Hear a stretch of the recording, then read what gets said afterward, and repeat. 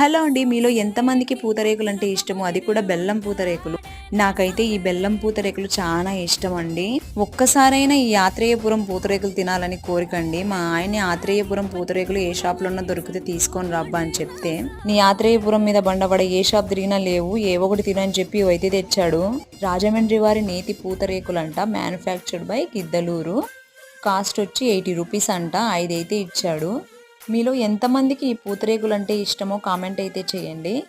అలాగే ఈ ఆత్రేయపురం పూతరేకులు ఎక్కడైనా ఆన్లైన్లో దొరుకుతాయేమో మీకు ఎవరికైనా తెలిసింటే కామెంట్ అయితే చేయండి. ఈ ఆత్రేయపురం పూతరేకులు బయట ఎక్కడైనా షాప్లో దొరికినా కానీ వీళ్ళు పాంప్లెట్ పెట్టి అమ్మేస్తున్నారేమో అన్నట్లు అనిపిస్తుంది నాకైతే. ఇంకా టేస్ట్ విషయానికి వస్తే దీనికంటే బెస్ట్ పూతరేకులు నేను తినలేదు కాబట్టి ఇవైతే బాగానే ఉన్నాయి అనిపించింది. 80 రూపీస్కి 5 అయితే ఇచ్చాడండి. ఈ కాస్ట్ ఎక్కువనా తక్కువనా? మీ ఊర్లో అయితే 80 రూపీస్కి ఎన్ని ఇస్తారు? కామెంట్ అయితే చేయండి.